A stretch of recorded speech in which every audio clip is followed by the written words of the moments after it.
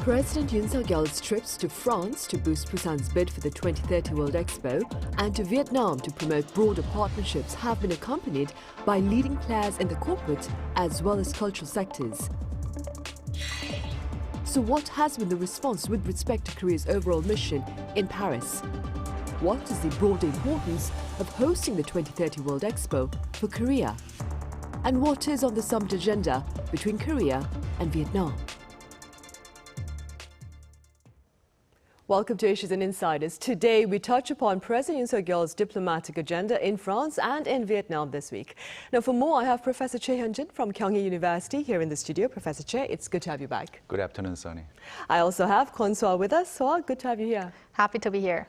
Right, so let's begin with details of President Yoon Suk Yeol's speech at the International Bureau of Expositions to boost Busan's bid for the 2030 World Expo. Sure. So the speech was one part of the fourth round of presentations before the host city is chosen in November. So President Yoon Suk Yeol decided to stand at the podium himself. And this happened at the 172nd General Assembly of the BIE in Paris on a Tuesday local time. So let me give you a rundown of President Yoon's bid to the international audience and his reasons for why Busan should host the 2030 World Expo.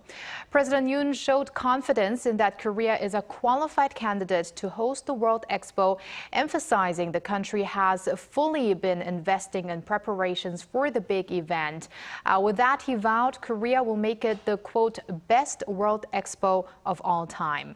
And that, he said, will be done through the Busan Initiative, in which Korea will be at the forefront to tackle humanity's urgent challenges, which have changed immensely in the world we're living today. New uncertainties and crises, with the World Expo in Busan able to become a solutions platform for those crises.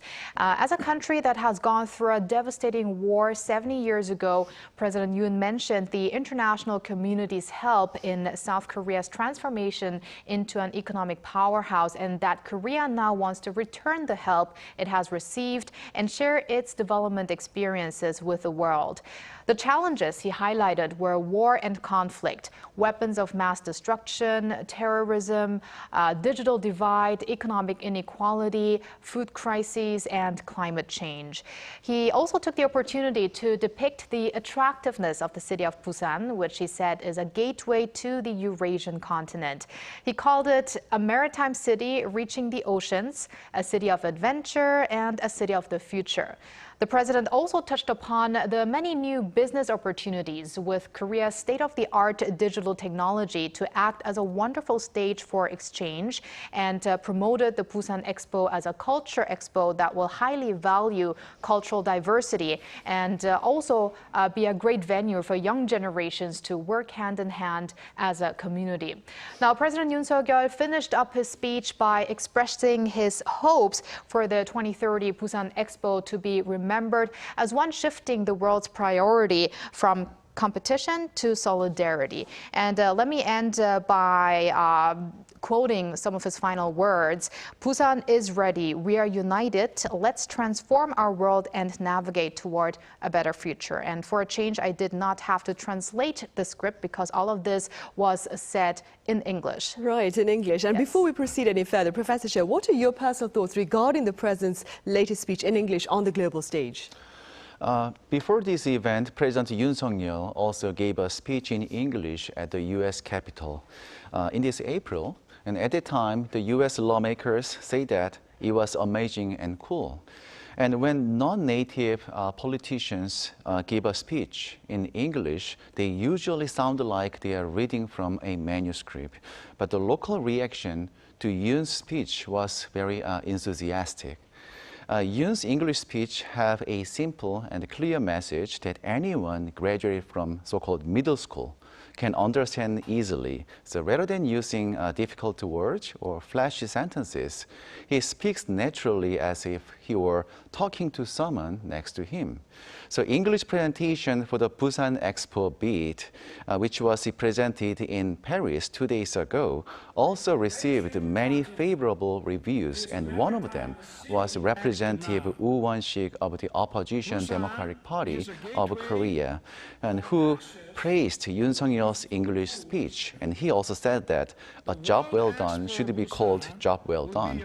And he said, the President Yoon did a good job of explaining the advantages of Busan with the keywords of future and promise, and especially the appeal of Korea as a high-tech and cultural powerhouse, and returning the favor and help received from the international community was a key content that actually differentiated Korea from other competitors, including Saudi Arabia.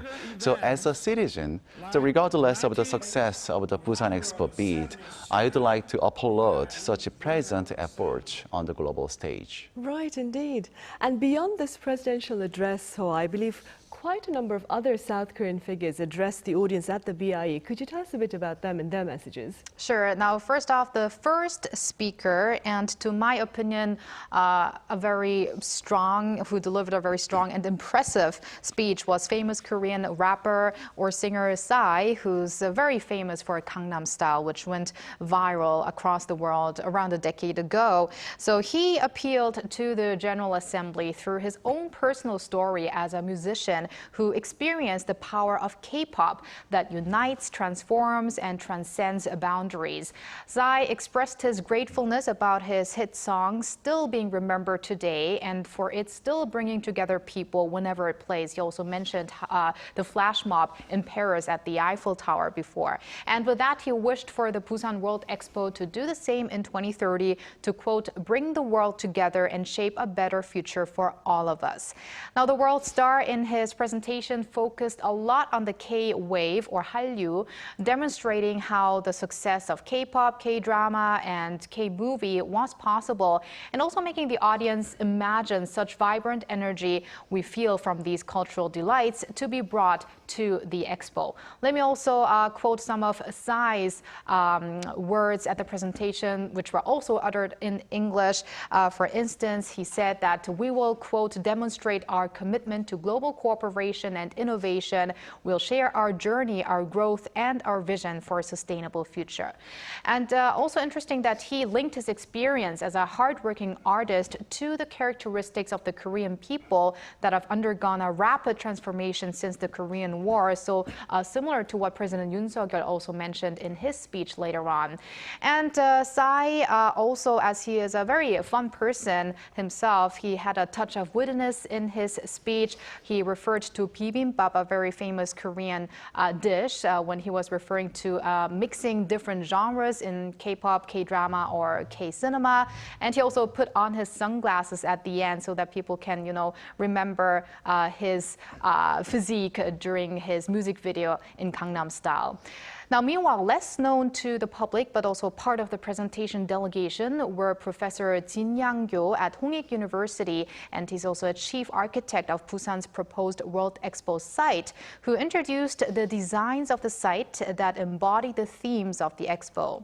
And Lee Soo-in, co-founder and CEO of tech company Enuma that creates digital learning solutions for children, explained the Busan Expo's vision to address humanity's challenges through collaboration across borders so that technology can change human life for the better.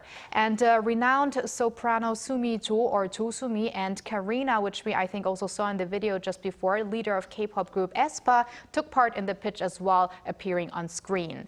And beyond these presentations, what also backed Korea's bid was the presence of business delegation, including Samsung Electronics Executive Chairman Lee Jae-yong, SK Group Chairman Choi Tae-won, and Hyundai Motor Group Executive Chair Lee Sun-chung. Right, united effort right there. Yes. Professor Choi, efforts to bring home the 2030 World Expo have been evident under the former Liberal as well as the current Conservative administrations. Now, that being said, why is hosting the 2030 World Expo so important for South Korea? First, I need to explain that there are 4 types of expo organized by BIE. The first one is World Expo, then Specialized Expo, and there are 2 other expos as well. So of this, World Expo is the largest and the most expensive event. And we had an expo in the past. Both Daejeon Expo and the Yeosu Expo were both specialized expo. So if Busan is selected at the BIE General Assembly in this November, South Korea will host the World Expo event for the first time. So it will also be the 7th country in the world after France, US, Canada, Japan, Germany, and Italy to host all 3 mega international events, including the Olympic, World Cup, and the World Expo. So Expo helps to boost a host country's public image and national prestige, and also on a more practical level, hosting an expo is expected to bring a huge economic benefit, especially in terms of job creation and the tourism. The South Korea estimates that hosting the 2030 World Expo will generate 61 trillion Korean won in output and also 500,000 jobs. So these numbers are greater than those of the 2002 World Cup game and also 2018 Pyeongchang Winter Olympic Games. And that's why the 2030 Busan Expo was adopted as a national priority in 2019 by the progressive Moon Jae-in administration. And also, as when he was a presidential candidate, the Yoon also included the Busan Expo in his campaign promises. And also at the press conference to mark the 100th day in office, the President Yoon said that he would focus his efforts on convincing BIE member states to accept Busan's bid. Right, indeed. And on the sidelines of his efforts with the BIE, or at the BIE, I should say, President also sat down with French President Emmanuel Macron on the sidelines of all that. What was on their agenda, Soa? Right, Presidents Yoon and Macron held a bilateral summit. They had a luncheon meeting, and they also had a joint press briefing on the occasion of President Yoon's trip to France. So ranging from economy to regional security, the 2 leaders agreed to increase cooperation in many fields of mutual concern. The bilateral summit took place at Élysée Palace, the official residence of the French president, on Tuesday local time. It was held for around 2 hours. So first, on the security front, the 2 leaders vowed for closer cooperation against threats from North Korea, noting South Korea's election to the UN Security Council's non-permanent membership starting next year. Macron congratulated Seoul for being chosen to the UNSC, and he said that Seoul can expect Paris's support in terms of coping with the North Korean nuclear crisis, namely to achieve, quote, complete, verifiable and irreversible denuclearization.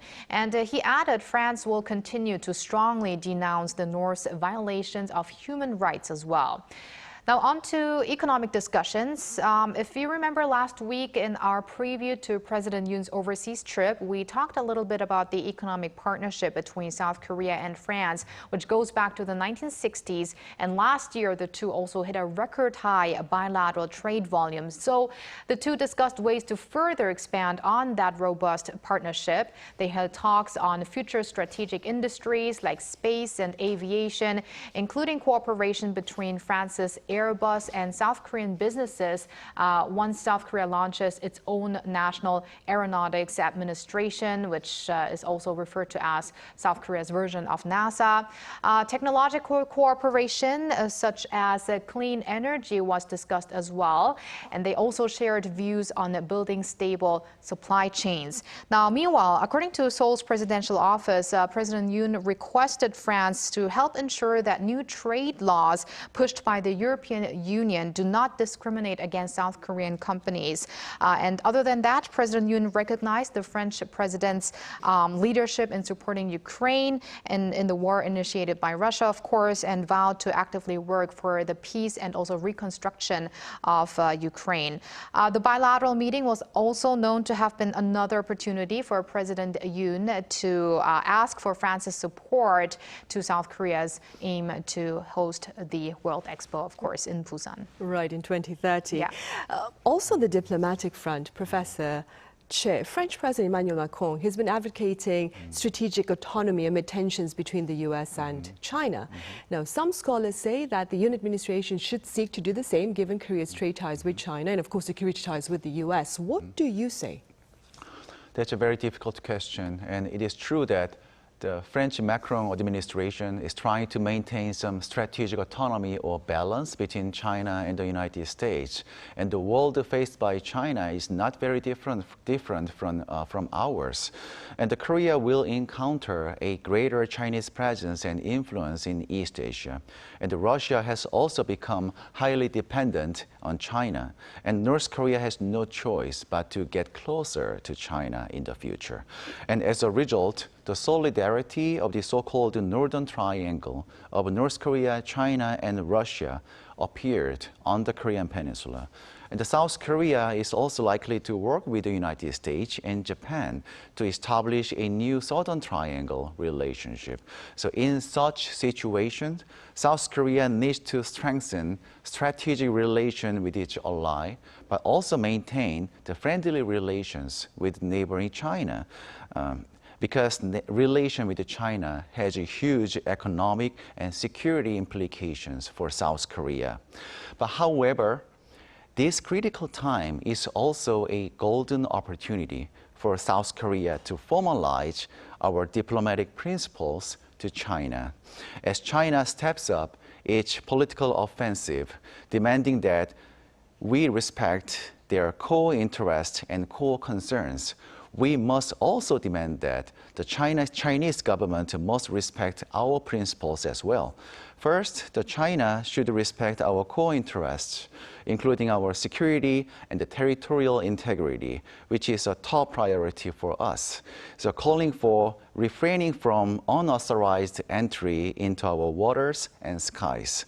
And the second principle is to respect our denuclearization of North Korea and the peaceful reunification of the Korean Peninsula. So we should strongly demand China's contribution and support for such goals, including denuclearization and the peaceful reunification. Right, of course.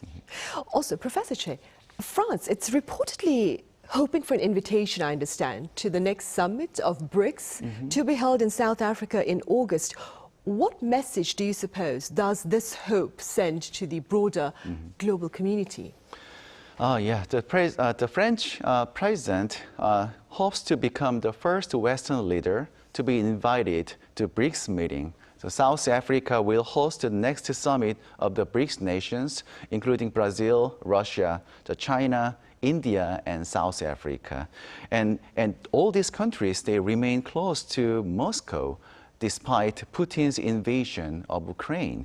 So these 5 large emerging economies are the counterpart to the G7, a group of Western industrialized countries.